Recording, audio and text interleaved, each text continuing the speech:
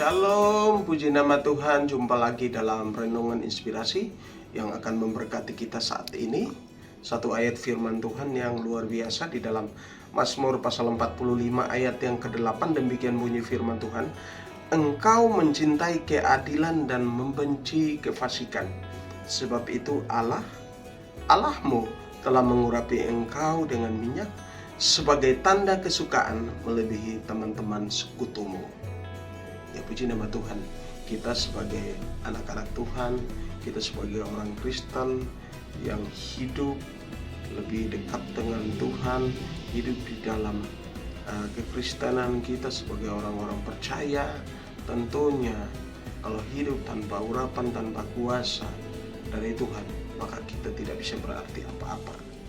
Tetapi hidup yang berarti adalah bagaimana urapan atau kuasa yang tak terbatas dari Tuhan terus ada dalam kehidupan kita, mengurapi kita, memimpin kita, mengatur hidup kita supaya hidup kita semakin hari lebih baik menurut apa yang Tuhan kehendaki.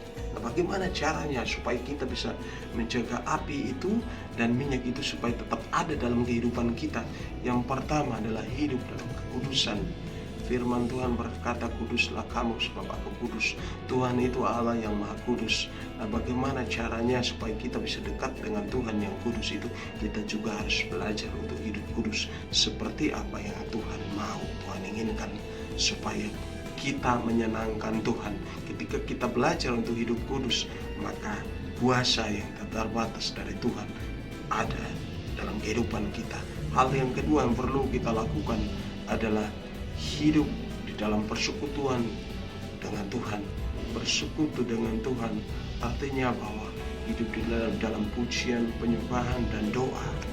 Dan kita lebih dekat lagi dengan Tuhan.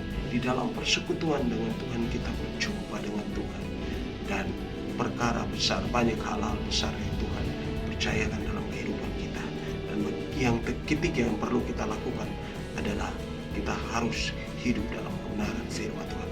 Banyak orang Kristen hidup suka-sukanya, mau-maunya, tetapi supaya api itu dan minyak itu terus terpelihara dalam kehidupan kita, kita harus hidup di dalam kebenaran firman Tuhan. Firman Tuhan menjadi penuntun dalam kehidupan kita. Firman Tuhan menjadi pedoman dalam kehidupan kita. Firman Tuhan adalah jalan dan kebenaran dalam kehidupan kita. Firman Tuhan yang bisa membuat kehidupan kita semakin hari lebih baik. Ketika kita hidup dalam firman Tuhan, maka kuasa Tuhan terus tercurah dalam kehidupan kita. Marilah terus jaga api itu, terus jaga minyak dengan hidup dalam kekudusan, hidup dalam persekutuan dengan Tuhan, dan kita hidup dalam kebenaran firman Tuhan. Tuhan Yesus memberkati kita semua. Shalom.